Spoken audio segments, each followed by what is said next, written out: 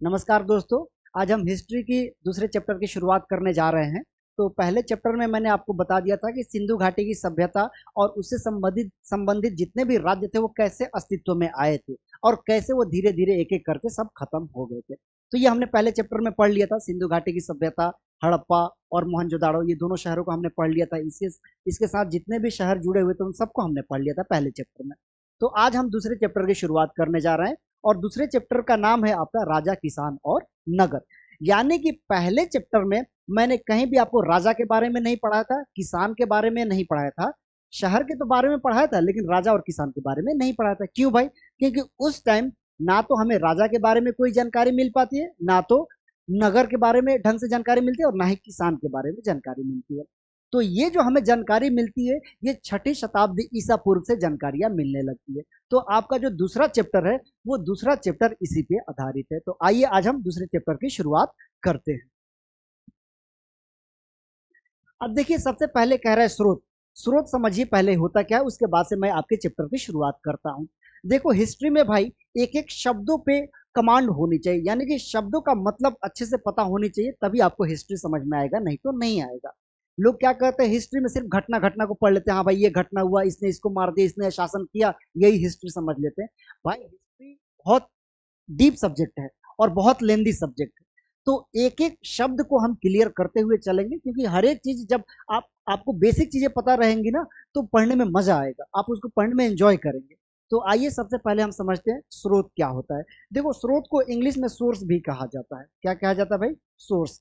Source का मतलब क्या होता है? सोर्स का मतलब वो होता है जिस किसी भी चीज से हमें किसी के बारे में जानकारी मिलती है, वो क्या कहलाता है? सोर्स कहलाता है। यानी कि किसी भी चीज के बारे में जानने के लिए किसी चीज का जब आप प्रयोग करते हैं तो जिस चीज का प्रयोग करते हैं वही क्या कहलाता है? स्रोत कहलाता है। तो इतिहास में हम ये देखेंगे कि किन किन चीजों से हमें इतिहास के बारे में जानकारियां मिलती है, उसे ही क्या कहा जाता है? स्रोत कहा जाता है। अब देखिए, कह रहा है कि स्रोत कितने प्रकार के होते हैं। वैसे तो स्रोत तो बहुत सारे हो सकते हैं, लेकिन मेनली आपके चैप्टर के पर्पज से 4 स्रोत को हमने लिया है। पहला कह रहा है अभिलेख। अभिलेख से हमें इतिहास के बारे में जानकारी मिलती है। ग्रंथ है, ग्रंथ से भी जानकारी मिलती है। सिक्के हैं, सिक्कों से भी जानकारी मिलती है और चित्र से भी जानकारी मिलती है। अब एक एक करके इन सबको देखेंगे, घबराइए नहीं, एक एक करके हर एक चीज मैं आपका क्लियर करते जाऊंगा। पहला कह रहा है अभिलेख। अभिलेख क्या होता है भाई? अभिलेख वो चीज है जिसमें क्या होता है कि किसी राजा के बारे में, यानी कि किसी शासक के बारे में, साम्राज्य के बारे में, या किसी न किसी चीज के बारे में क्या होता है, पत्थरों पर जब खुदाई करके कुछ लिख दिया जाता है, चाहे वो पत्थर पे लिखा गया है, चाहे वो दीवार पे लिखा गया है, जब उससे हमें कुछ पढ़ने को मिलता है या जानकारी मिलती है तो वो चीजें क्या कहलाती हैं? अभिलेख कहलाती है। यानी कि अभिलेखों से हमें क्या होता है? बहुत सी जानकारियां मिलती है। जैसे उदाहरण के लिए इसको देखिए, ये आपके सामने एक एग्जाम्पल अभिलेख का। देखिए, इस पिलर पे बहुत कुछ लिखा हुआ है। वो ना तो आप पढ़ पाएंगे ना मैं पढ़ पाऊंगा, ना तो ये इंग्लिश में लिखा है ना हिंदी में लिखा है। ठीक है, ये उस टाइम की जो भाषा चलती थी, ब्राह्मी हो गई, खरोष्टी हो गई, अरामाइक हो गई, उन सब भाषाओं में लिखा गया है, इसलिए हम नहीं पढ़ सकते। तो इन सब भाषाओं में लिखा गया तो क्या लिखा गया होगा भाई? कुछ ना कुछ तो लिखा होगा ना। यानी कि या तो ये शासक के बारे में लिखा होगा, समाज के बारे में लिखा होगा, यानी किसी न किसी चीज के बारे में तो लिखा है ना भाई। तो वो पढ़ेंगे तो हमें पता चल जाएगा, अच्छा भाई इस टाइम ये भी हुआ करता था। ठीक है, तो क्या होता है, अभिलेख भी क्या होता है? एक स्रोत हो गया कि नहीं? इतिहास को जानने के लिए अभिलेख एक बढ़िया स्रोत हो गया। ठीक, वैसे ही ग्रंथ है। ग्रंथ की बात करें, यानी कोई भी ग्रंथ है, जैसे कि 4 ग्रंथों को हम लेते हैं। सबसे पहले हमारे भारत में 4 ग्रंथ लिखे गए। वो 4 ग्रंथ कौन है? सबसे पुराना ग्रंथ है आपका ऋग्वेद। ऋग्वेद हो गया, यजुर्वेद हो गया, सामवेद हो गया, अथर्ववेद हो गया। 4 वेद होते हैं। वही 4 वेदों को जब हम पढ़ते हैं तो हमें उस टाइम के धार्मिक परिस्थितियों के बारे में समझ आती है, या धार्मिक चीजों के बारे में हमें समझ में आती है, या उस टाइम के समाज के बारे में हमें क्या होती है? जानकारियां मिलने लगती है। जब हमें जानकारी मिल रही तो वेद हमारे लिए क्या हो गया? स्रोत हुआ कि नहीं हुआ? डेफिनेटली हमारे लिए क्या होगा? स्रोत हो गया। तो उस टाइम जितने भी ग्रंथ लिखे हमारे लिए क्या है भाई? वो स्रोत है।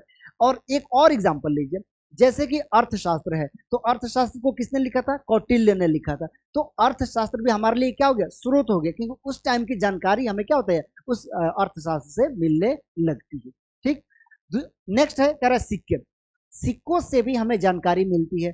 अब देखो, सबसे पहली बात तो सिक्के जो होते हैं ना, वो राजा के हालात के बारे में बता देते हैं कि राजा अमीर था या गरीब था, या फिर उसके पास गरीबी थी या कैसे हालात थे, उसके बारे में जानकारी मिलती है।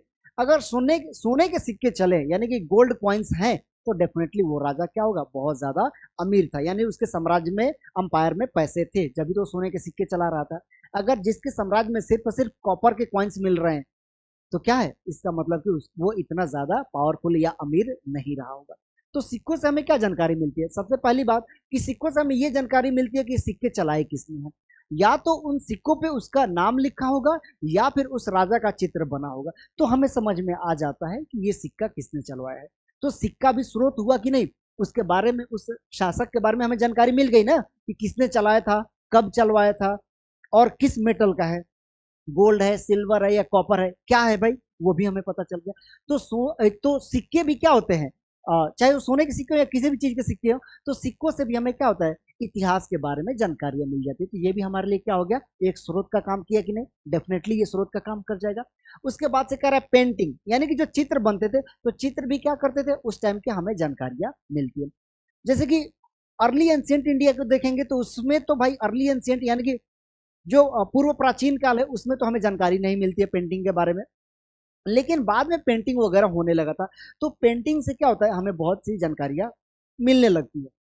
जब पेंटिंग से हमें जानकारी मिलने लगती है, तो ये भी एक स्रोत हुआ कि नहीं। अब आपके सामने ये चित्र है, ये इमेज है, इस इमेज से देखिए आपको खुद कुछ ना कुछ जरूर समझ में आ रहा होगा कि यहाँ पे क्या हो सकता है, कि हो सकता है कि ये कोई साधु संत बैठे हो, या फिर आपस में कोई मशवरा कर रहे हो, या धार्मिक कार्य से या धार्मिक उद्देश्य से बैठे हो।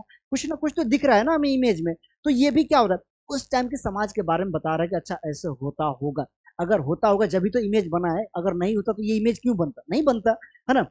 तो ये सब क्या हो गए, स्रोत हो गए। और मैं उम्मीद करता हूं कि अब आपको स्रोत यानी कि सोर्स समझ में आ गया होगा कि इतिहास में स्रोत का मतलब क्या होता है। स्रोत का मतलब वही होता है जिससे हमें इतिहास के बारे में जानकारियां मिलती है। नेक्स्ट पेज पे चलते हैं।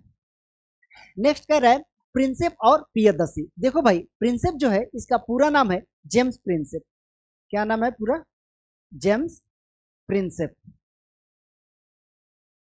पूरा नाम था जेम्स प्रिंसेप। अब ये कौन था भाई, ये ई आई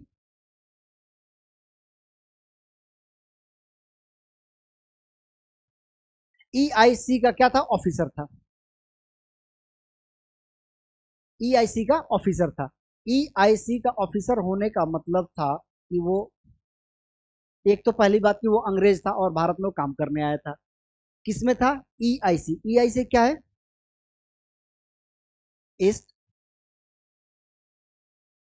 इंडिया कंपनी, यानी ईस्ट इंडिया कंपनी का एक ऑफिसर था, अधिकारी था। अब आप सोच रहे होंगे कि भाई ईस्ट इंडिया कंपनी तो हमारे मॉडर्न टाइम में आई थी, लेकिन हम एंशियंट इंडिया के बारे में पढ़ रहे हैं, तो ये मॉडर्न वाले एंशियंट में कहां से घुस गए? डेफिनेटली ये घुसे हैं। अब कैसे, वो समझाता हूं मैं आपको। एक्चुअली क्या हुआ कि हमारे भारत में हमें पता ही नहीं था कि हमारे एंशियंट इंडिया में ऐसा कुछ भी हुआ है, हमें कुछ भी जानकारी नहीं थी। ये अशोक है, चंद्रगुप्त मौर्य है, या कौन शासक था कौन नहीं था, हमें कुछ भी जानकारियां नहीं थी। वो सब हमें जानकारियां, मतलब कि इतनी भी डिटेल जानकारी नहीं थी, बहुत कम जानकारियां थी। तो क्या हुआ कि जब ये अंग्रेज आए हमारे ऊपर शासन कर रहे थे, जब भारत पे उन लोगों ने कब्जा कर लिया था, तो उन लोगों ने क्या देखा कि बहुत सी जगहों पे मतलब अलग अलग भाषा में कुछ ना कुछ लिखा जरूर मिल रहा है। चाहे वो अभिलेख हो, अभिलेख समझ में आ गया आपको कि क्या है, अभिलेखों पे कुछ ना कुछ जरूर लिखा होता, लेकिन वो समझ में नहीं आ रहा था कि लिखा क्या है, किसके लिए लिखा गया है।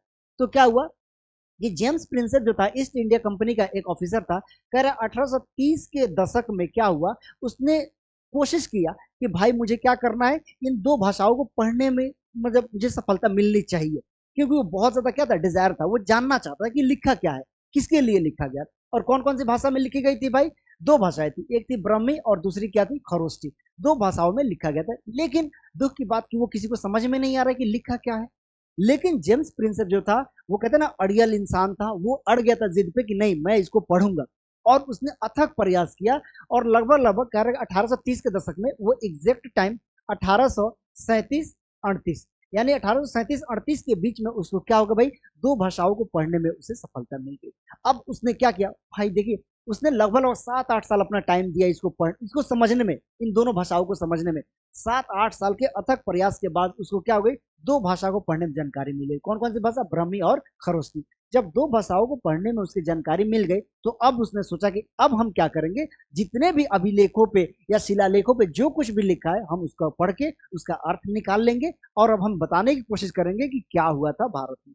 ठीक, अब क्या हुआ था, उस टाइम दो लिपि थी भाई, देखो लिपि दो थी, एक थी ब्राह्मी और एक थी खरोष्ठी, जो आपके सामने बना हुआ, यही ब्राह्मी और खरोष्ठी दो लिपि थी। जो इसको पढ़ने में सफलता किसको मिली भाई, जेम्स प्रिंसेप को पढ़ने में सफलता मिली थी।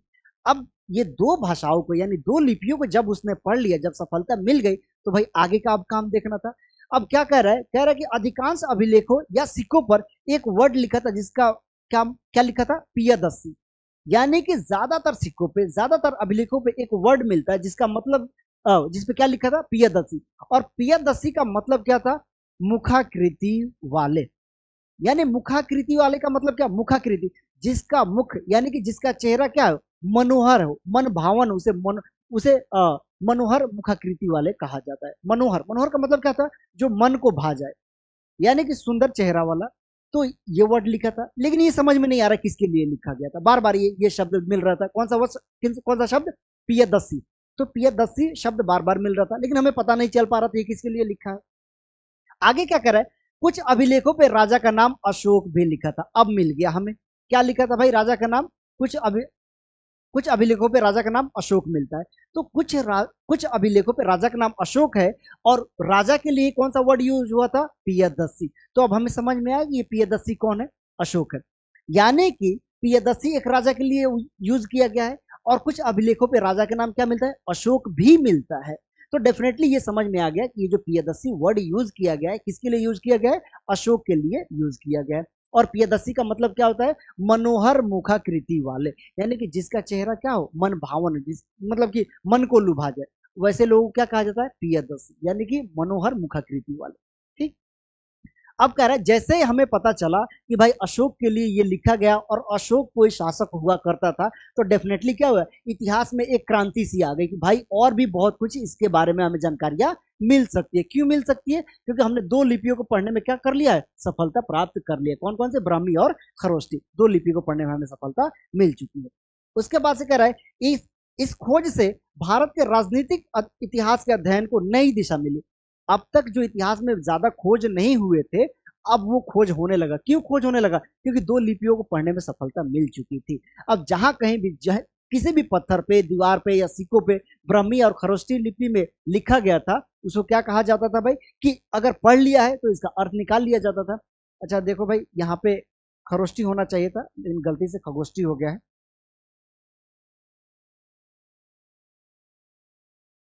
तो ये दो ब्राह्मी और खरोष्ठी लिपि थी, इसको पढ़ने में क्या हो गया था भाई, सफलता मिल गया था। तो अब उसका अर्थ निकाला जा रहा था बड़ी आसानी से। अब क्या हुआ, कह रहा है कि अब विद्वानों ने अपना ध्यान राजनीतिक इतिहास के संदर्भ की ओर लगाया। जब हमें राजनीतिक इतिहास के बारे में जानकारियां मिलने लगी तो उसके तरफ तो ध्यान जाएगा ही जाएगा ना भाई, कि और कौन शासक था, किसने शासन किया था, किस तरीके से उसका शासन चलता था। तो हर एक चीजों के बारे में धीरे धीरे हमें जानकारी क्या होने लगी, मिलने लगी। ठीक है, इतना क्लियर हो गया, आपको समझ में आ गया होगा कि अभिलेख क्या होता है, स्रोत क्या होता है, और जेम्स प्रिंसेप कौन था और पियदस्सी का मतलब कौन था, ये समझ में आ गया होगा आपको। अगर इतना समझ में आ गया तो अगले पेज पे चलते हैं। अब कह रहे हैं प्रारंभिक राज्य यानी कि 16 महाजनपद। देखो भाई कि ऐसा है कि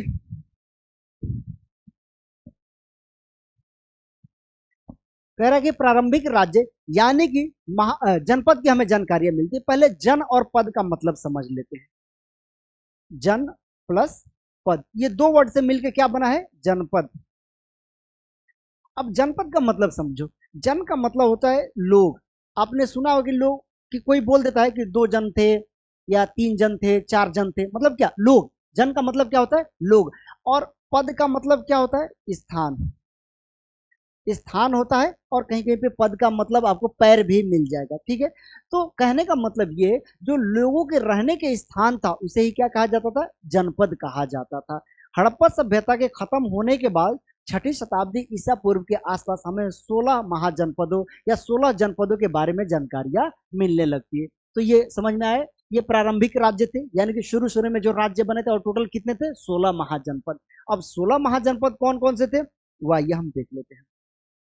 कह रहा है, ये देखिए, कंबोज, गंधार, कुरु, सूरसेन, मत्स्य, अवंती, वत्स, चेदी, अश्मक, मगध, काशी, अंग, मल्ल, वज्जी, कौशल और पंचाल। अब इन जनपदों में से जो सबसे ज्यादा शक्तिशाली हो गया उसे क्या कहा गया? महाजनपद। तो महाजनपद में सबसे ज्यादा अगर कोई शक्तिशाली हुआ तो वो कौन था? मगध। और मगध जो था वो कहाँ है भाई? आज का जो बिहार है वहीं पे मगध था। ठीक है, बिहार में एक डिस्ट्रिक्ट है जिसका नाम है नालंदा। नालंदा है ना, तो नालंदा में ही आज ये है। कौन सी जगह? मगध। यानी कि बिहार में एक नालंदा डिस्ट्रिक्ट है, उसमें आपको मगध मिल जाएगा। और मगध की प्रारंभिक राजधानियां कहाँ थी भाई? प्रारंभिक राजधानी थी राजगीर, बाद में उसकी राजधानी चेंज होकर कहाँ चली गई? पाटलिपुत्र। आगे ये सब कुछ हमें पढ़ना है, इसी चैप्टर में पढ़ना है, लेकिन फिलहाल इतना समझिए कि सबसे शक्तिशाली कोई साम्राज्य था तो वो कौन सा था? मगध साम्राज्य। और मगध साम्राज्य के बारे में ही हमें पढ़ना है। तो जनपद का मतलब समझ में आ गया, लोग और स्थान, यानी कि लोगों के रहने का जो स्थान था उसे क्या कहा जाता था? जनपद कहा जाता था। जैसे आज के टाइम में 16 जितने राज्य हैं, तो राज्य जैसे समझ में आता है, ठीक ऐसे ही उस टाइम छोटे छोटे राज्य हुआ करते थे, जिसे क्या कहा जाता था? जनपद कहा जाता था। और टोटल कितने जनपद थे भाई? 16, यानी कि 16 जनपद उस टाइम हुआ करते थे। अब आप कहेंगे कि मैं तो जनपद पढ़ा रहा हूं, यहाँ पे महाजनपद लिखा है, कंफ्यूज नहीं होना है। तो देखो, जो जनपद शक्तिशाली बन गया उसके आगे क्या लग गया? महा।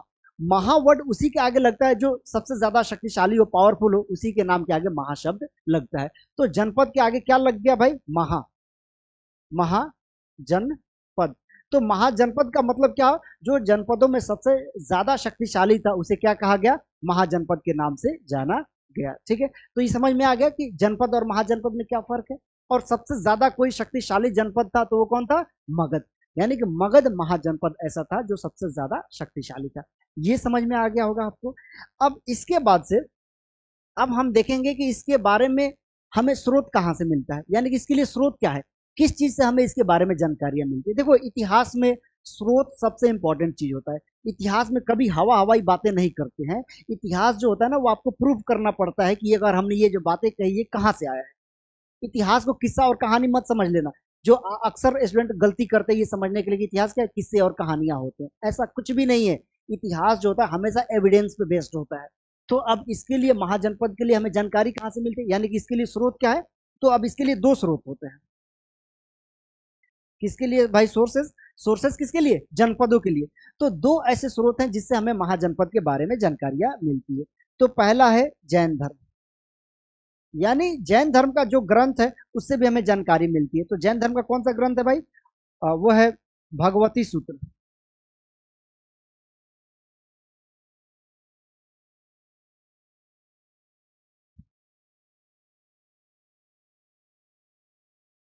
भगवती सूत्र। ठीक है, दूसरा सोर्स जो है वो है बौद्ध धर्म से रिलेटेड। बौद्ध धर्म से रिलेटेड है, और उस ग्रंथ का क्या नाम है? अंगुतर निकाय।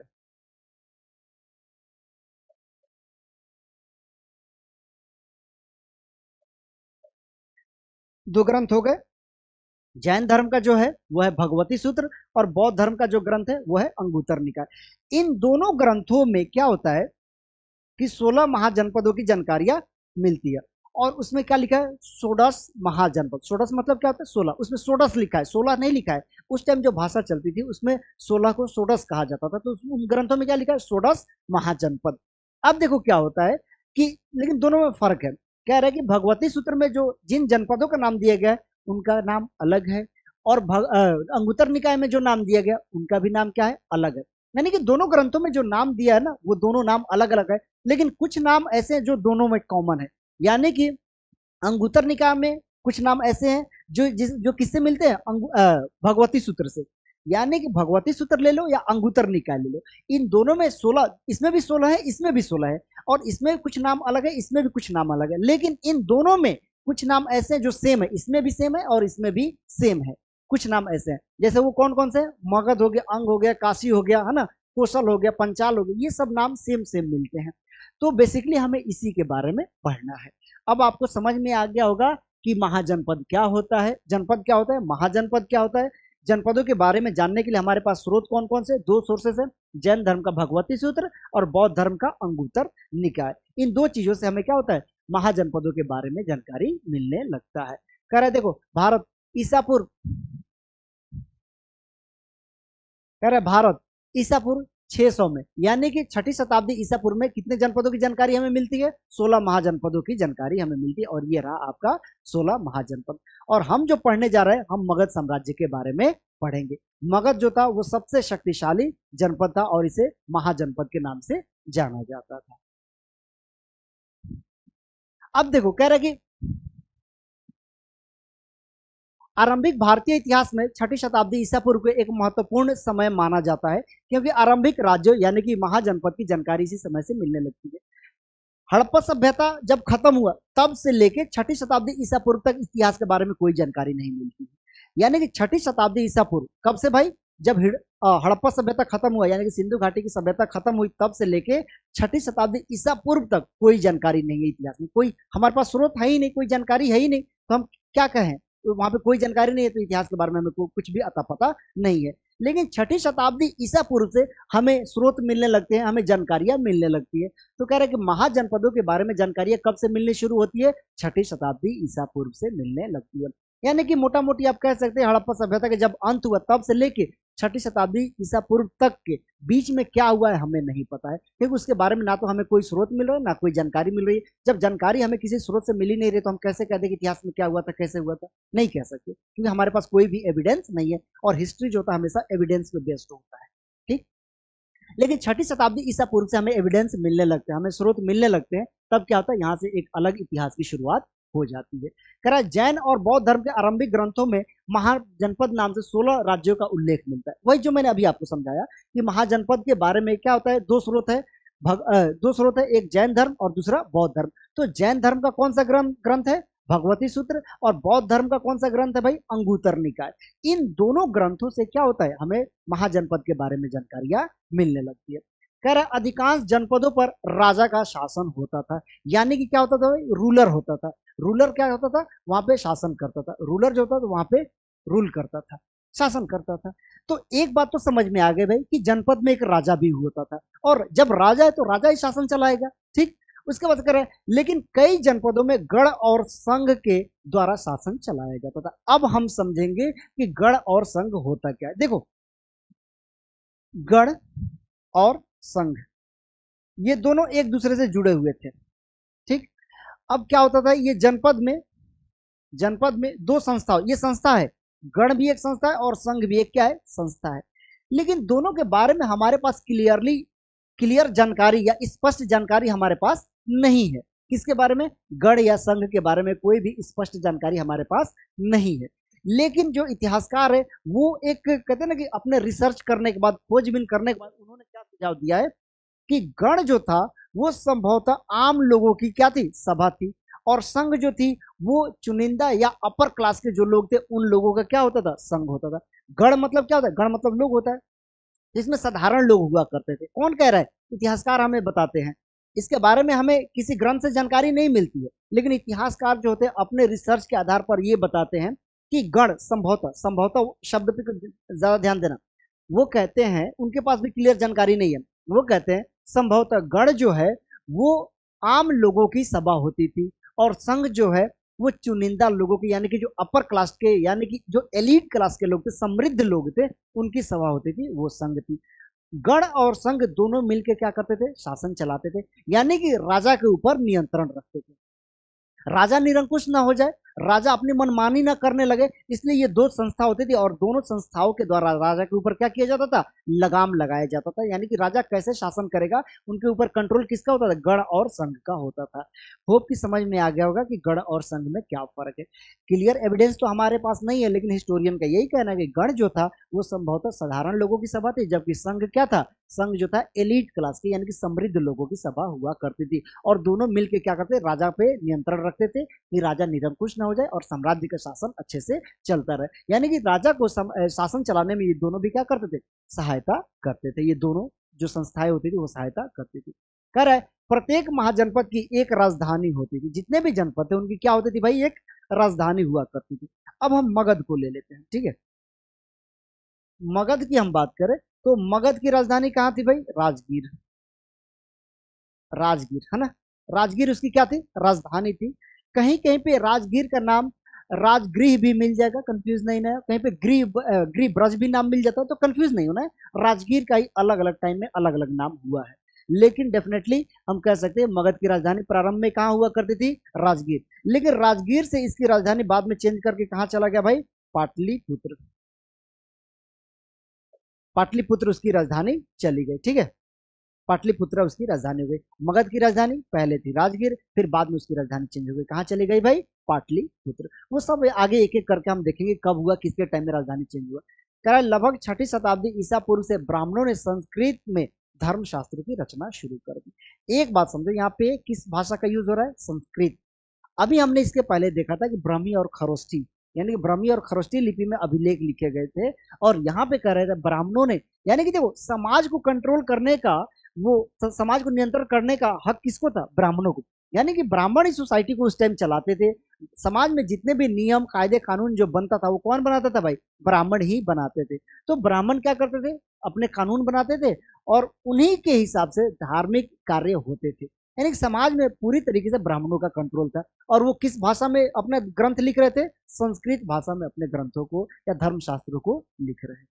अब ये सब देखो भाई, इतनी जानकारी हमें मिलनी शुरू हो गई ना, क्यों? क्योंकि ब्राह्मी और खरोष्ठी को पढ़ लिया गया था और हमारे पास एविडेंस है कि हाँ भाई अब जानकारी हमें मिल रही है इन चीजों से। कह रहा इन ग्रंथों में वर्ण व्यवस्था की जानकारी मिलती है। अब देखो वर्ण व्यवस्था के बारे में हम देख लेते हैं, बाद में हम अगली स्लाइड पे जाएंगे, पहले वर्ण व्यवस्था को समझो। वर्ण व्यवस्था का मतलब क्या होता है? वर्ण व्यवस्था को जैसे हिंदू समाज को आप पढ़ेंगे, जैसे सनातन धर्म के बारे में आप जब स्टडी करेंगे या हिंदू धर्म के बारे में जब आप स्टडी करेंगे तो आपको पता चलेगा कि इसमें वर्ण व्यवस्था है। अब वर्ण व्यवस्था क्या होता है कि देखो जैसे ऋग्वेद पढ़ेंगे, हमारे यहाँ पे 4 वेद हैं। ऋग्वेद हो गया, यजुर्वेद हो गया, सामवेद हो गया और अथर्ववेद हो गया। तो सबसे पुराना कोई वेद है तो वो कौन सा वेद है? ऋग्वेद। और सबसे बाद में जो लिखा गया वेद वो कौन सा है? अथर्ववेद है। ठीक, मैं नाम लिख देता हूं।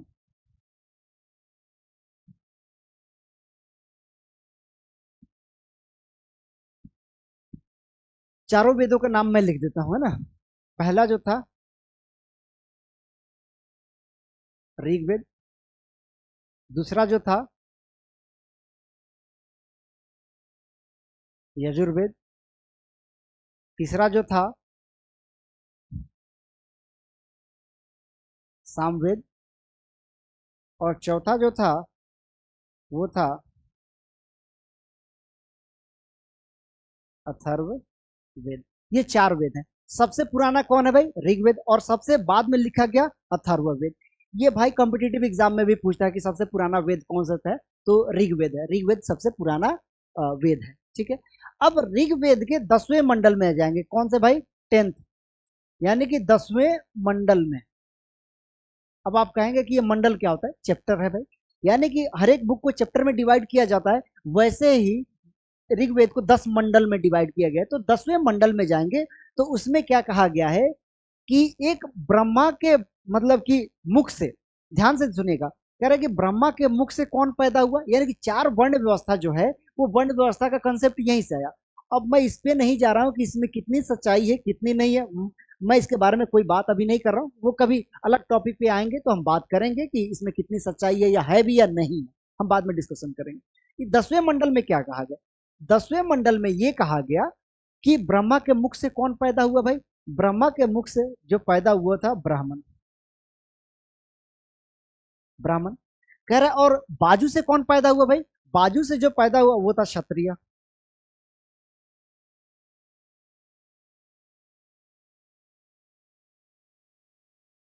वैश्य था। यानी कि जांघों से, यानी कि थाई से कौन पैदा हुआ?